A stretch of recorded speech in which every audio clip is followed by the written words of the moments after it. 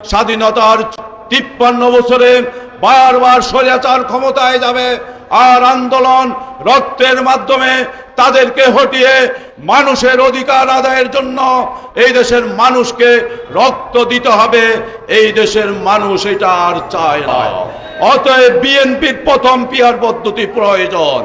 যারা পিয়ার পদ্ধতি বুঝে না, অবুঝ শিশুদেরকে জোর করে পিয়ার খাওয়ায় দিলে তারা সুস্থ হয়ে যাবে। আজকের গণসমাবেশ ও মিছিলের সম্মানিত প্রধান অতিথি, জুলাই বিপ্লবের সিপাহ সালার, ইসলামী আন্দোলন বাংলাদেশের সংগ্রামী আমির, এই দেশের জনমানুষের আস্থাভাজন আধ্যাত্মিক জননেতা হযরত মাওলানা মুফতি সৈয়দ রেজাউল করিম পীর সাহেব চরমনাই, উপস্থিত ইসলামী আন্দোলন বাংলাদেশের মহাসচিব সহ কেন্দ্রীয় নেতৃবৃন্দ, সহযোগী সংগঠনের নেতৃবৃন্দ, সাথী ও বন্ধুগণ, 1 বছর হয়েছে ডাইনি ফ্যাসিস্ট হাসিনাকে আমরা এই দেশ থেকে তাড়িয়ে দিয়েছি। গত 53 বছর এই দেশ শাসন হয়েছে।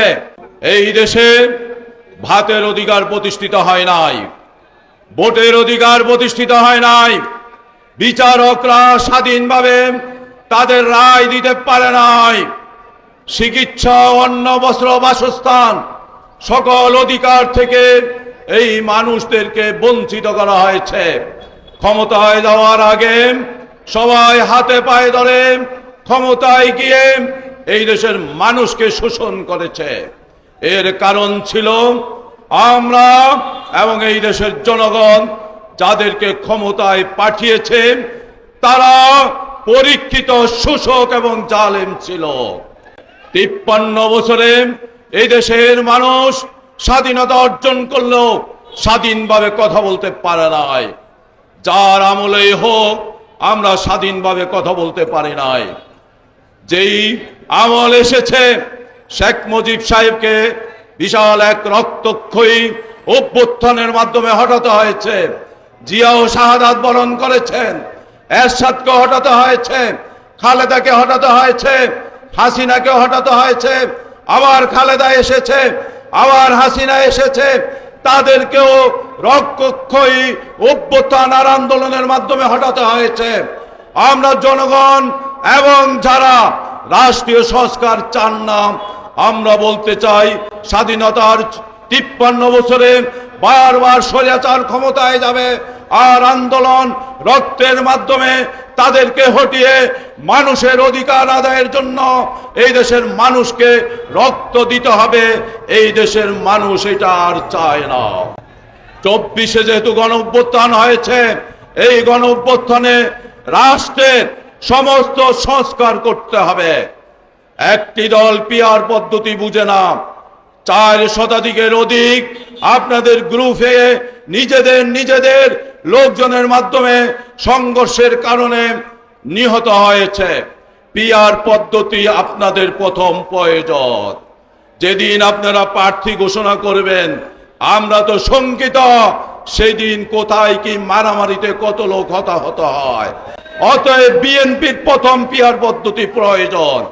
যারা পিয়ার পদ্ধতি বুঝে না, অবুঝ শিশুদেরকে জোর করে পিয়ার খাওয়ায় দিলে তারা সুস্থ হয়ে যাবে, স্বৈরাচারী মানসিকতা দূর হয়ে যাবে। বিএনপির নেতৃবৃন্দ এবং কর্মীদেরকে বলবো, আপনারা যদি ভালো হতে চান, আসুন চরমনাইর পীর সাহেবের বক্তব্য শুনুন, ওয়াজ শুনুন।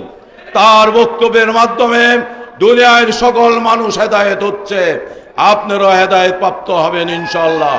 সাথী ও বন্ধুগণ, বক্তব্যের শেষে এসে বলবো, যেই উপদেষ্টা সরকার বর্তমানে রয়েছেন, আপনারা সাংবিধানিক নিয়মতান্ত্রিক কোনো সরকার নয়, আপনারা গণ অভ্যুত্থানের সরকার।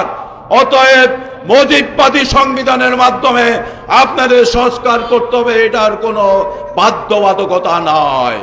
এই দেশের জনগণ গণ অভ্যুত্থান করে আপনাদেরকে ক্ষমতায় দিয়েছে। এই দেশের সকল রাজনৈতিক বুদ্ধিজীবীদের ঐক্যমতের ভিত্তিতে, অধিকাংশের ঐক্যমতের ভিত্তিতে যেই সংস্কার হবে সেটা সংস্কার আপনারা করতে পারেন। অতএব আসুন এই দেশের মানুষকে যদি মুক্তি দিতে হয়, 53 বছরে যেই শাসন ব্যবস্থা বারবার ব্যর্থ হয়েছে, এই শাসন ব্যবস্থা দিয়ে এই দেশের মানুষের মুক্তি আসবে না। আল্লাহ রাব্বুল আলামিন তার রাসূলকে পৃথিবীতে রাহমাতুল লিল আলামিন দিয়ে একটি সুন্দর আদর্শ দিয়ে পৃথিবীতে পাঠিয়েছেন, সেটা হলো ইসলাম। আসুন এই দেশের সকল মানুষ দলমত ধর্ম নির্বিশেষে ইসলামের জন্য আমরা কাজ করি। ইসলাম প্রতিষ্ঠিত হলে শিশু থেকে বৃদ্ধ পর্যন্ত সকল মানুষের সকল ধর্মের অধিকার প্রতিষ্ঠিত হবে। আল্লাহ আমাদেরকে সহায় করুন। আমরা আজকে এই মঞ্চে দাঁড়িয়ে যারা জুলাই আগস্টে শাহাদাত বরণ করেছে তাদের মাগফিরাত কামনা করছি।